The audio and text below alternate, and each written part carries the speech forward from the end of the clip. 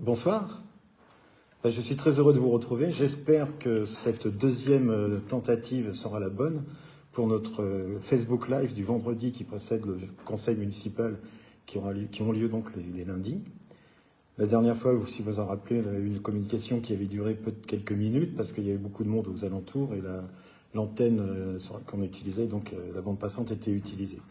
Donc, moi, comme je vous l'ai dit, je suis très heureux de vous retrouver après les élections municipales. Donc, on poursuit comme on s'était engagé dans notre programme à communiquer ensemble. La proximité, c'est un de notre credo essentiel de notre politique, d'être au contact des électeurs, des habitants, des Beaufortais, le plus facilement possible. C'est une occasion aussi, celle-ci, donc de continuer comme sur la campagne par des échanges. Vous pouvez poser des questions pendant tout cet échange qui est prévu de durer jusqu'à 19h30.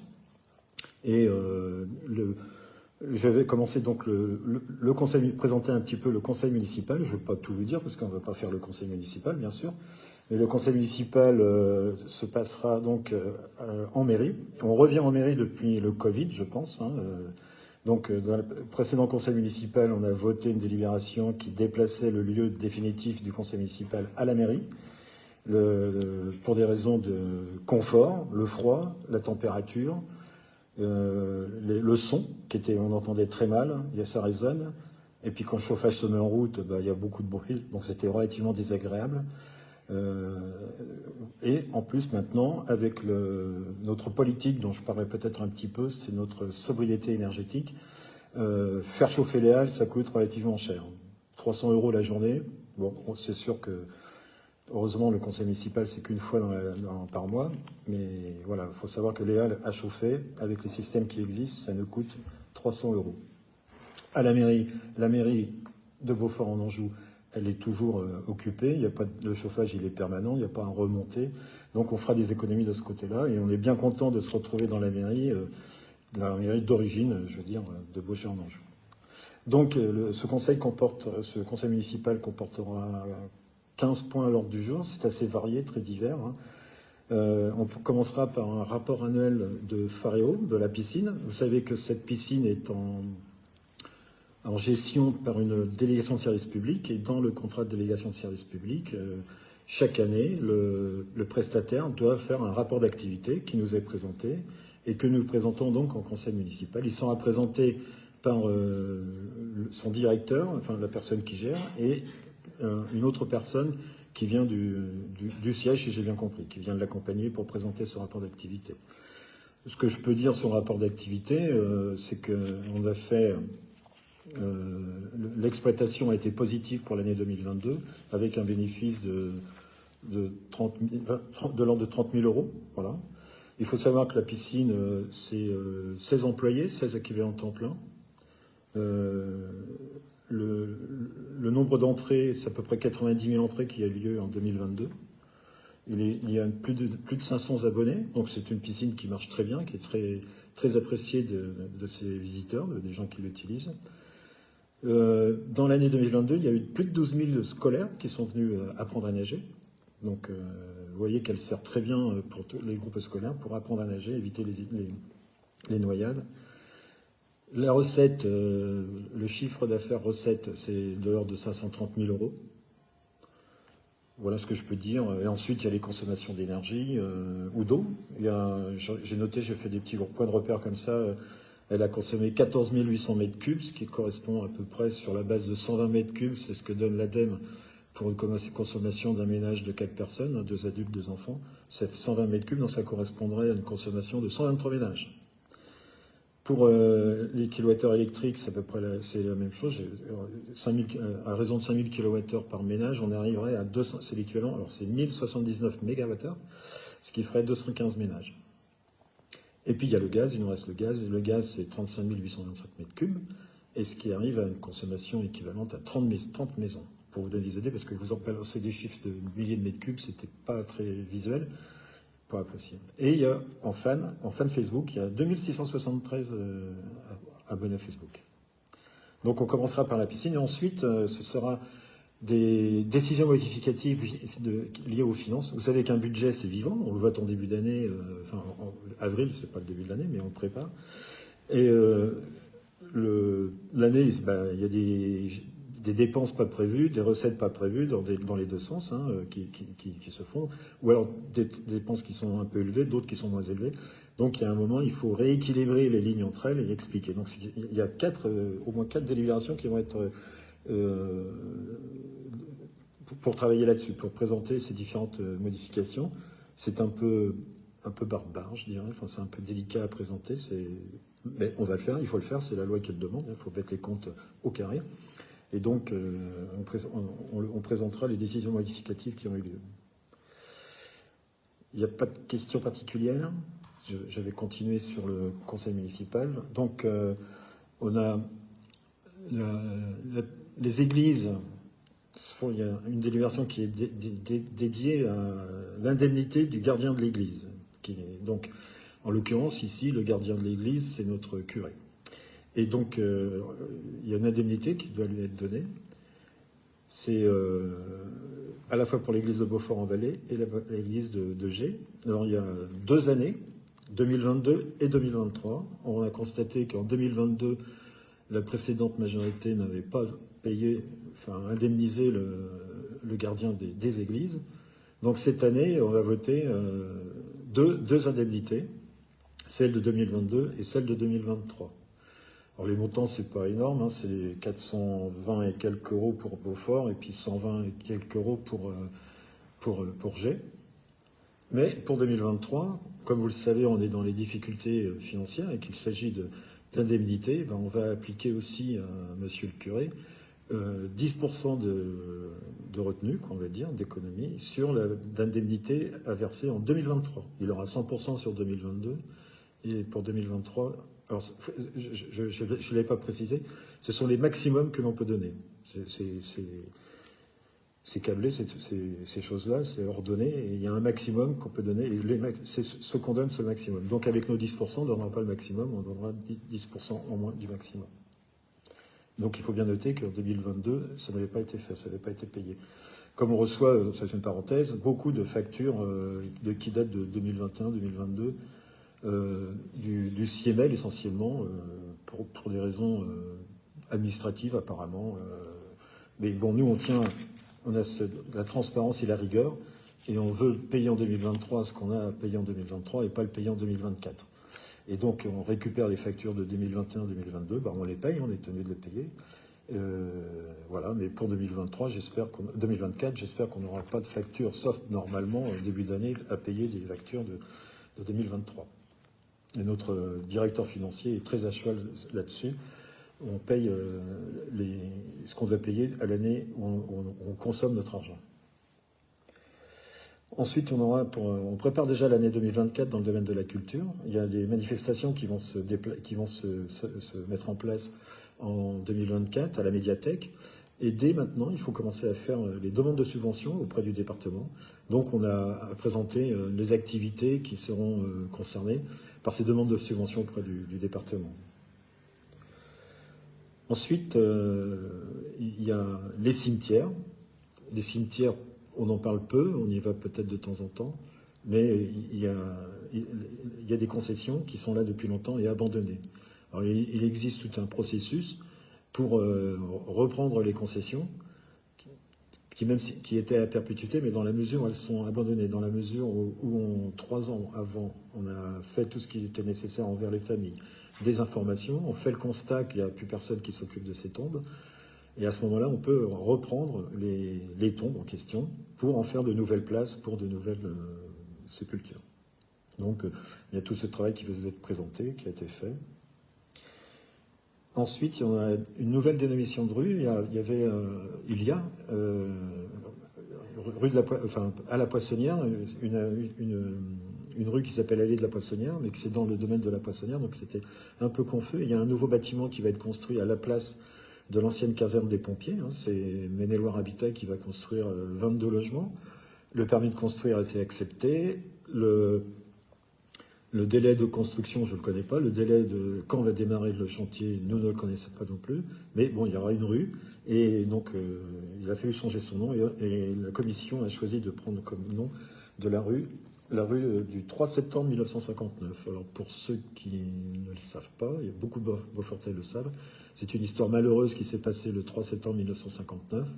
Nos pompiers ont été appelés sur un feu de forêt de l'autre côté de la Loire, à Grésillé, et malheureusement, un drame est survenu, et dans le feu, nous avons perdu 5 pompiers.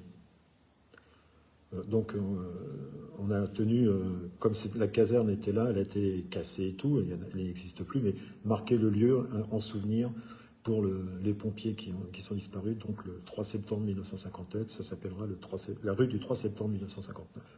Je crois que c'est un bel hommage qu'on rend encore à nos 5 pompiers volontaires, hein, c'était des pompiers volontaires, qui ont disparu dans les flammes, enfin dans un feu de forêt. Déjà à l'époque, il y avait des feux de forêt, comme il y en a eu à Baugé l'année dernière, mais qui n'ont donné lieu à aucun drame.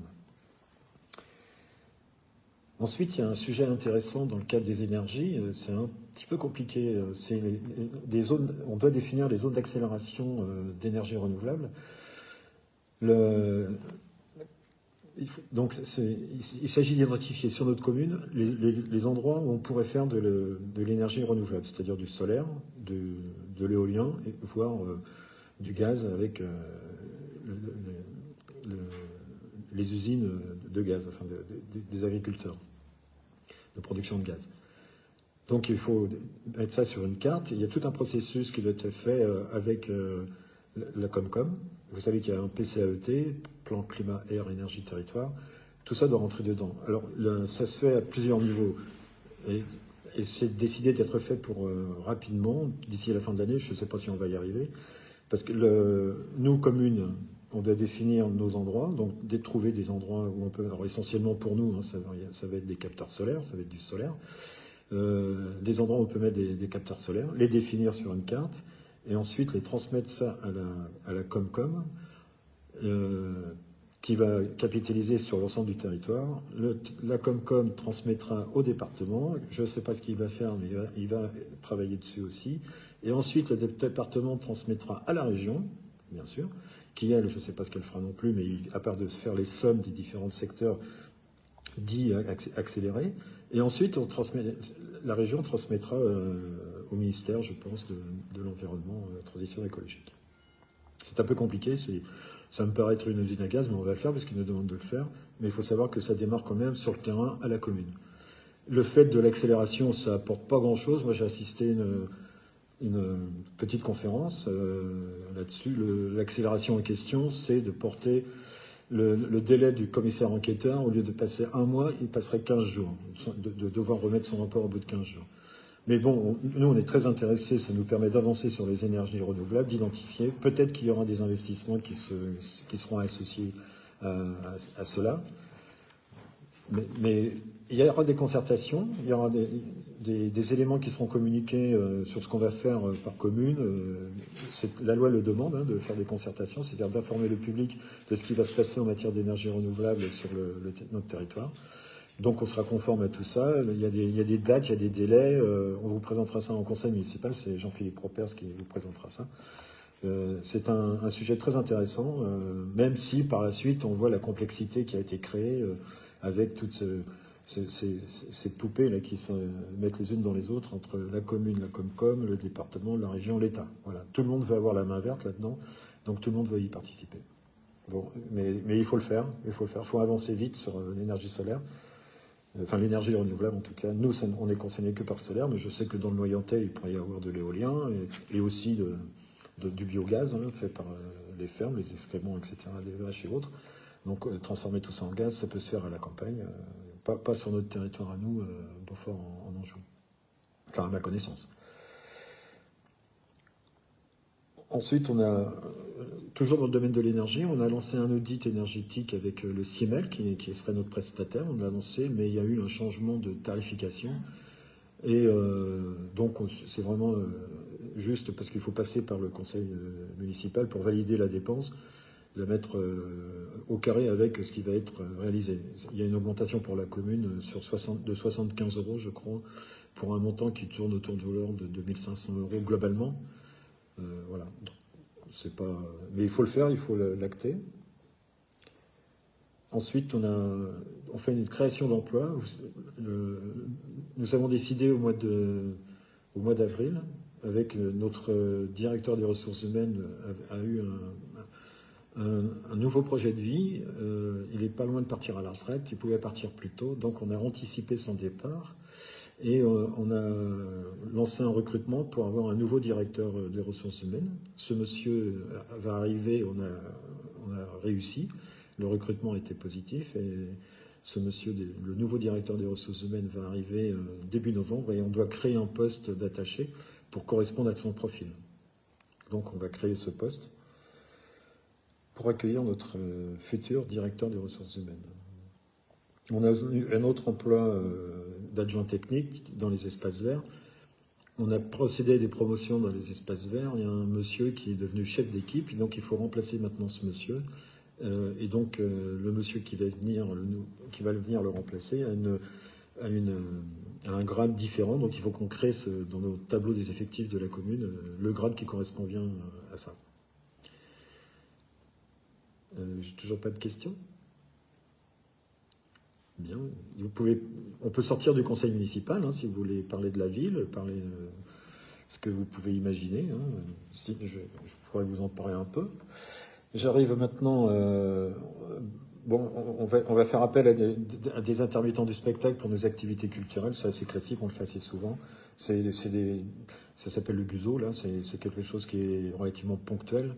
C'est pas du tout régulier. C'est à la demande en cas de besoin, donc on travaille avec eux.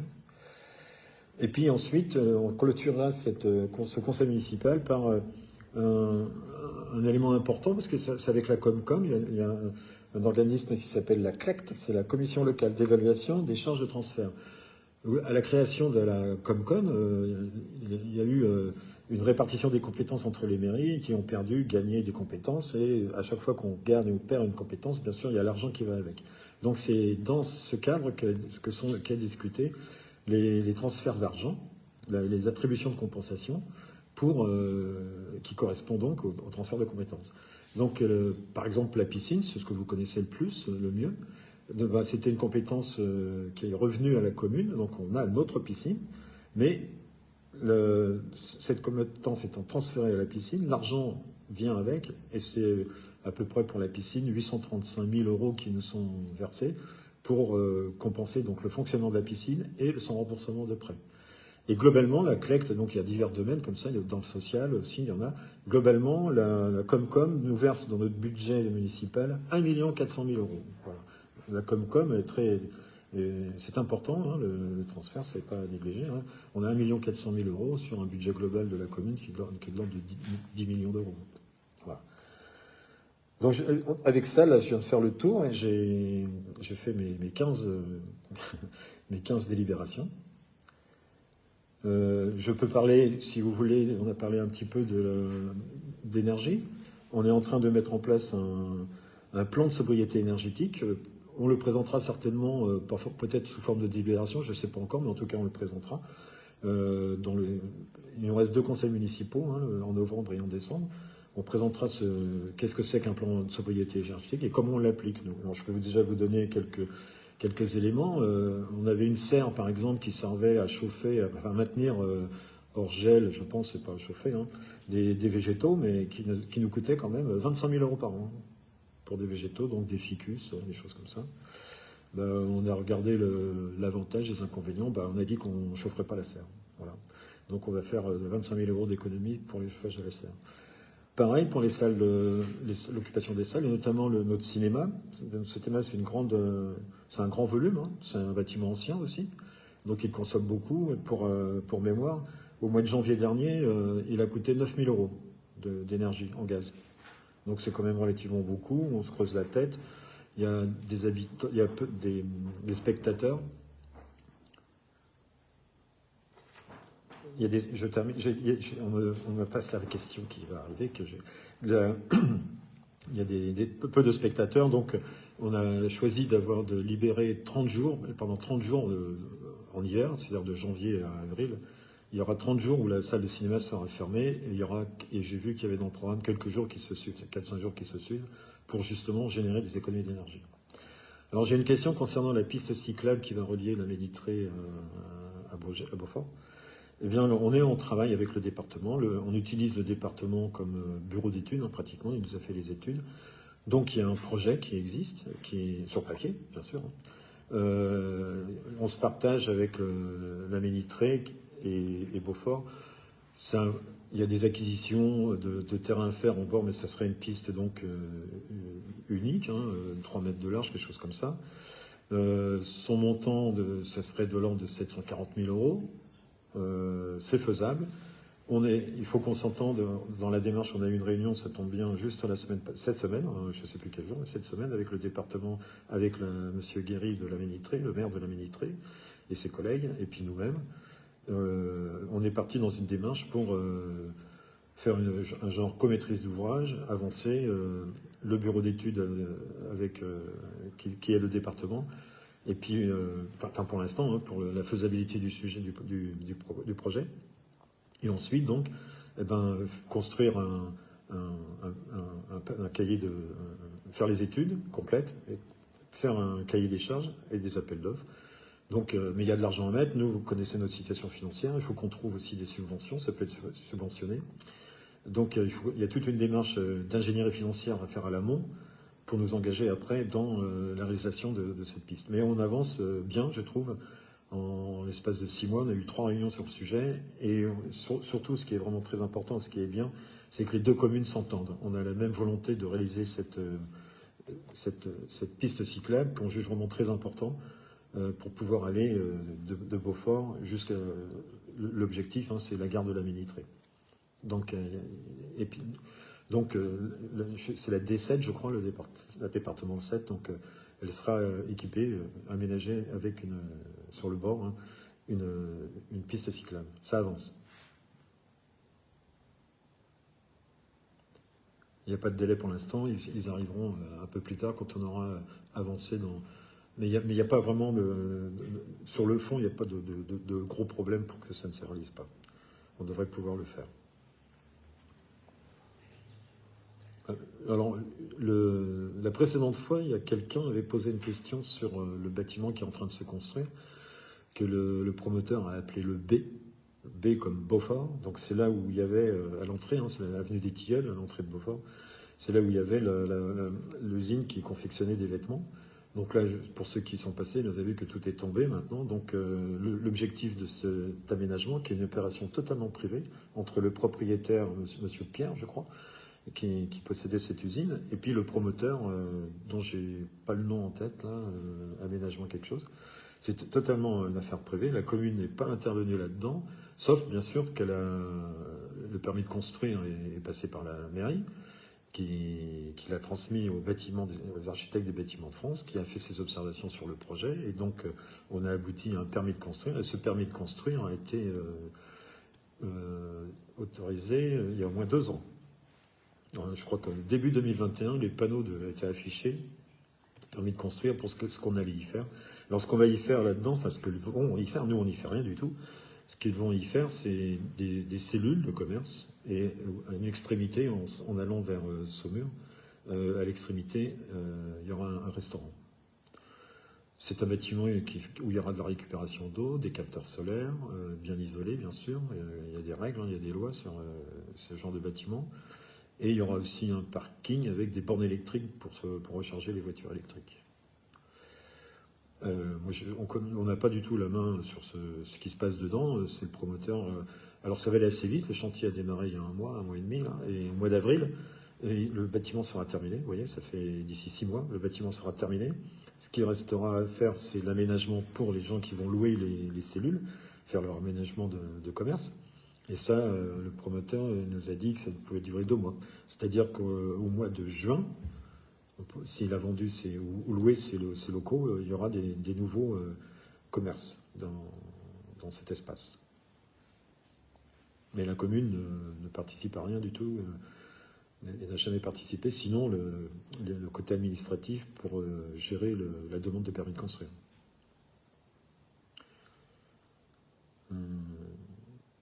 Est-ce qu'il y a d'autres questions ?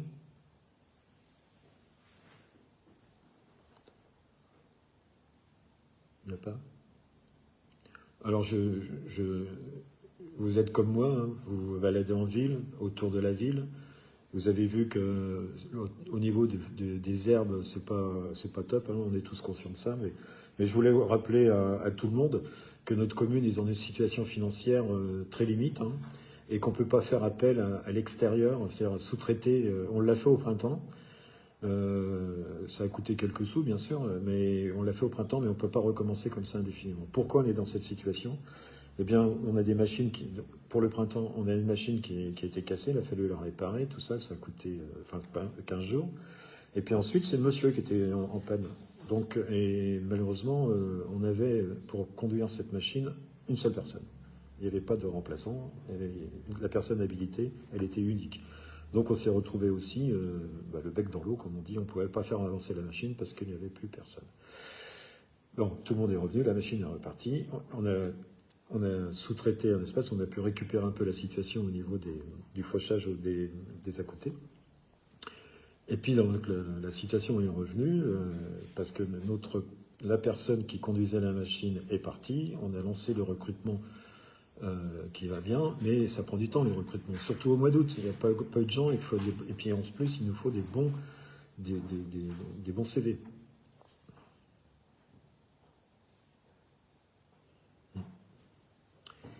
Donc des bons CV, donc faire un tri, puis au mois d'août, il faut attendre le mois de septembre, les entretiens, septembre, et puis il y a les aléas enfin c'est pas des aléas, c'est les préavis, etc. Et donc on a une personne qui va arriver lundi prochain, et je pense que notre fameuse machine, là, elle va tourner, j'espère qu'elle tiendra le coup, qu'elle ne va pas casser, mais elle va tourner dès le début de la semaine prochaine, il va y avoir de la tonte, et il va y avoir aussi pour les collecteurs qui vont être nettoyés, enfin pas tous, hein, parce qu'on a des dizaines et des dizaines de kilomètres à faire, mais on a bien conscience de cette situation. Mais du fait de notre situation financière très limite, très juste, on ne peut pas sous-traiter. Voilà. Quand on manque d'argent, eh ben, on fait des économies et on accepte que ce soit peut-être un peu plus sale que d'habitude. Donc je vous prie de nous excuser. Nous faisons le maximum, nous en sommes conscients, mais nous avons des contraintes d'argent et il faut subir ces désagréments. Il y a une question qui concerne de mettre des ralentisseurs sur la rue de la petite porte. Alors, porte de la ville. Les ralentisseurs, c'est assez délicat. On a des réunions de quartier en ce moment. On nous a signalé tous ces problèmes de sécurité, ces problèmes d'incivilité. Rue du Général Leclerc, tous les stops sont brûlés. La survitesse, rue du Général de Gaulle, qui est limitée à 30 km/h, on y roule certainement au-delà de 50 km/h. Il y a beaucoup d'incivilité, c'est un souci pour nous, mais on peut pas. Il faut convaincre les gens de ralentir. Et quand on met des ralentisseurs,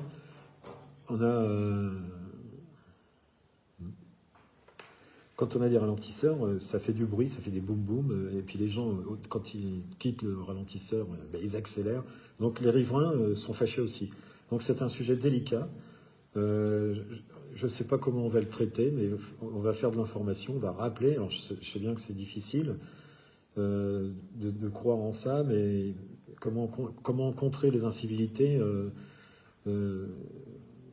les gendarmes sont là, notre policier municipal aussi, mais quand il est présent, bon, ça fait l'uniforme, la peur de l'uniforme, la peur du gendarme, ça marche toujours, mais ils ne sont pas tout le temps là, donc c'est difficile. On va essayer de faire des chicanes, comme on a fait à certains endroits, pour ralentir. Mais on a bien conscience qu'il y a un problème de circulation routière trop rapide.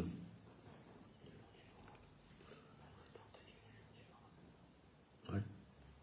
Mais il n'y a pas que cette rue-là, hein. Il y a les rues, je disais, le Général Leclerc, où les stops sont brûlés.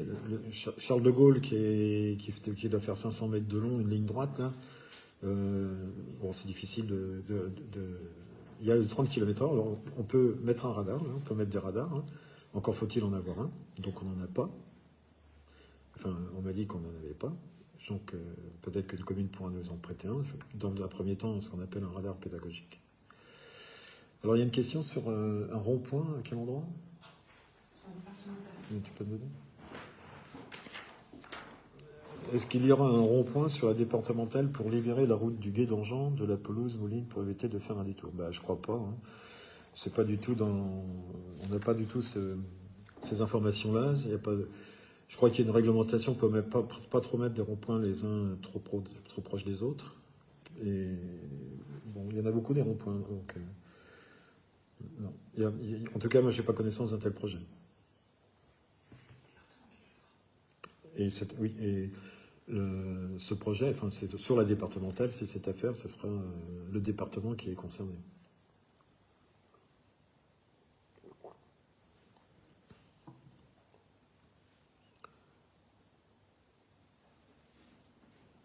Il y a d'autres questions? Non. Est-ce que vous avez d'autres questions? On avait prévu 30 minutes. On arrive au terme de cette Facebook Live. Donc, j'attends un petit peu, puis...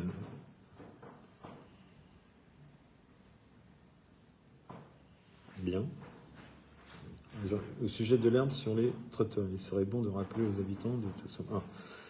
Oui, je suis d'accord avec vous, mais moi, je veux bien le rappeler, mais je devrais commencer par nous, par la commune. Hein, donc, mais ça n'empêche pas.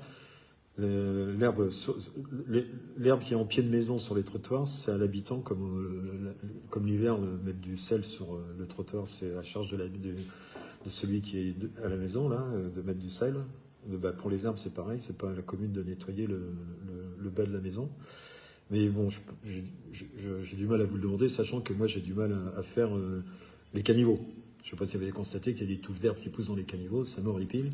Et on va y arriver avec des nouveaux embauchés qu'on a fait là.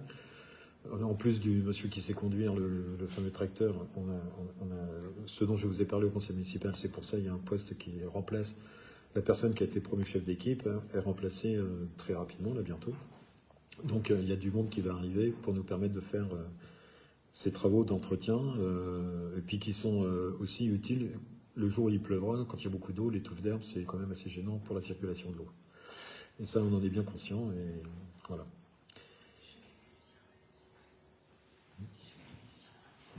Si quelqu'un... J'ai vu un de mes voisins qui le faisait, hein, les caniveaux, il est gentil, on a discuté un peu, je l'ai remercié. Pour lui, il trouvait ça tout à fait normal, c'était un acte de civisme et de citoyenneté. J'encourage les gens à avoir la même position, ça me plairait bien, voilà.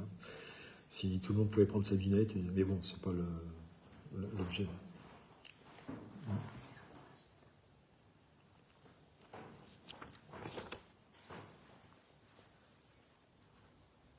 Je connais pas.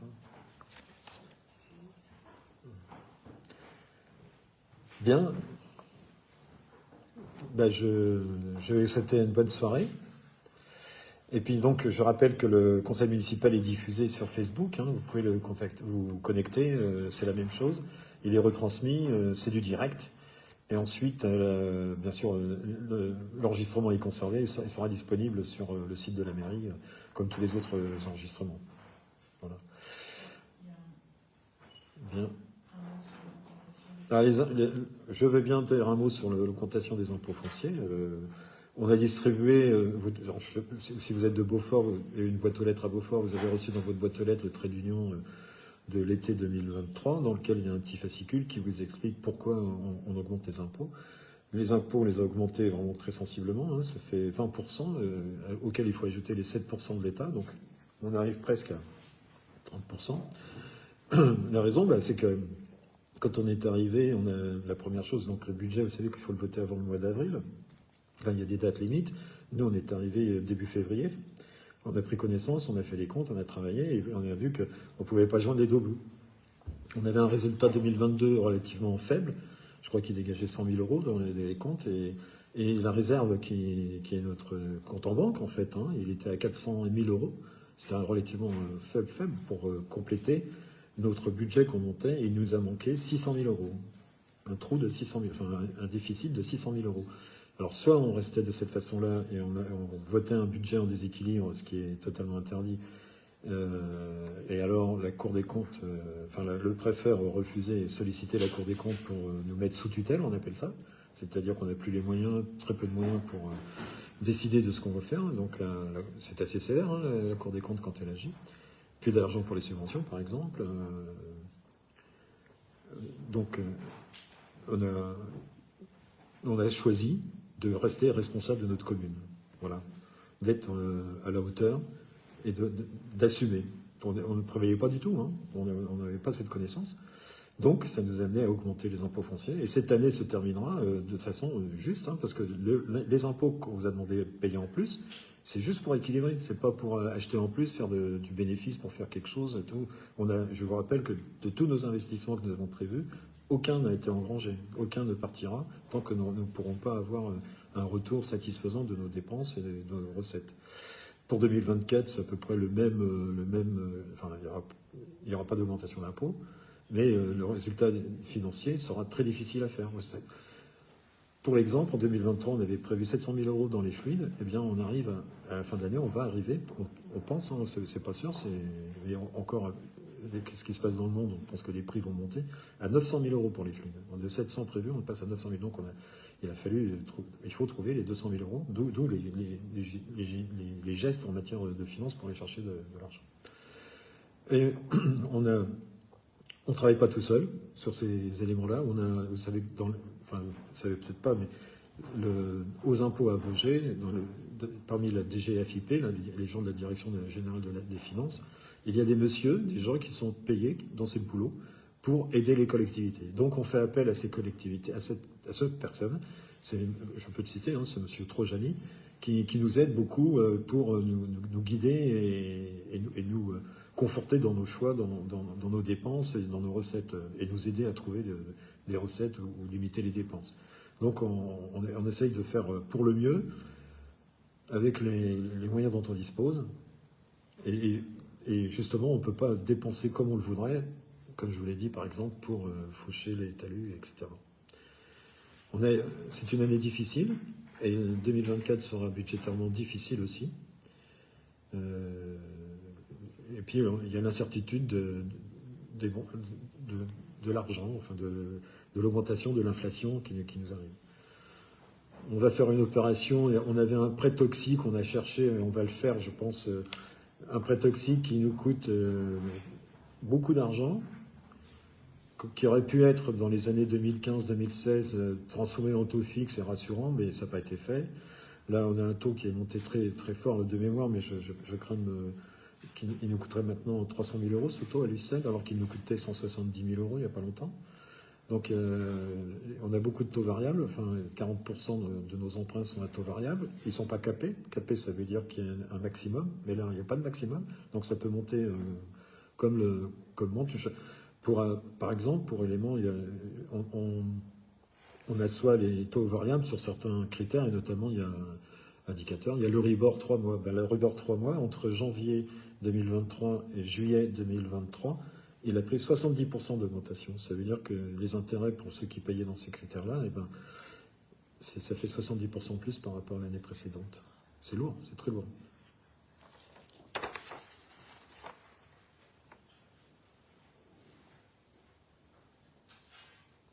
Un mot sur le club de Palais qui s'est installé à Beaufort et qui a été mis dans le créneau d'athlétisme.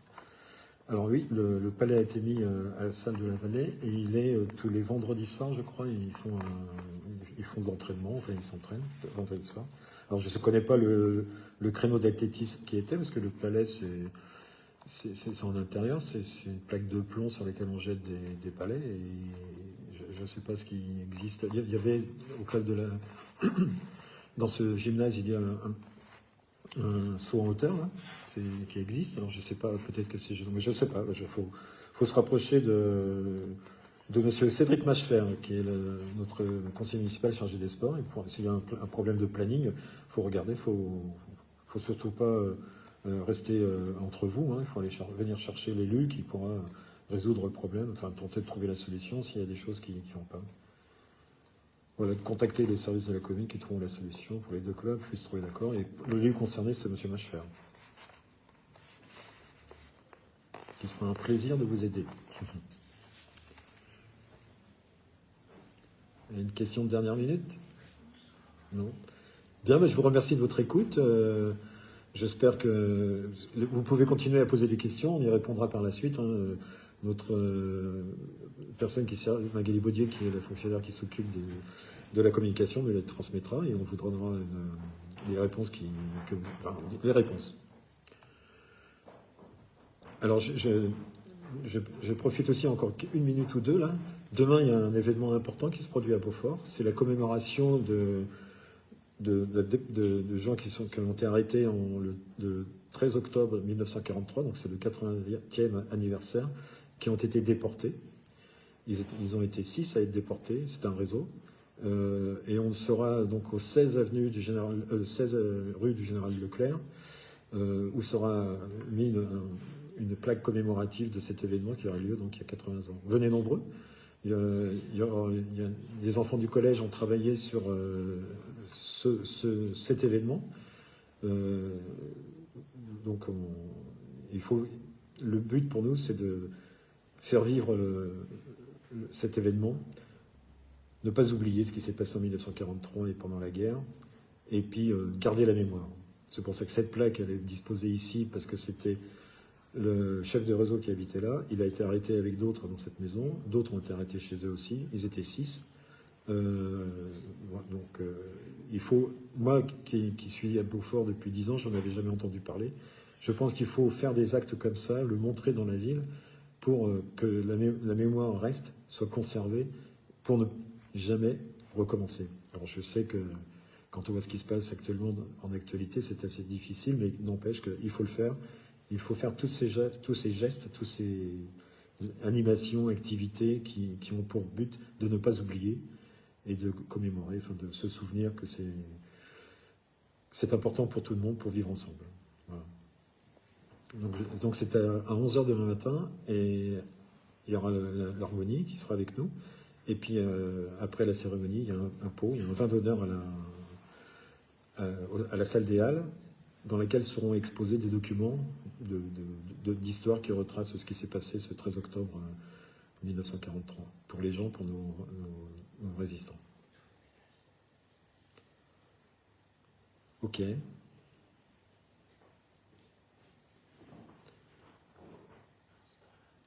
Je vais vous laisser. Je vous souhaite une bonne soirée. Et je vous dis donc la date du prochain conseil municipal. Je sais pas. Lundi 16 lundi 16 novembre. Non, mais je parle du prochain. Du mois de novembre. Je n'ai pas en tête. Je vous souhaite une bonne soirée. Au revoir.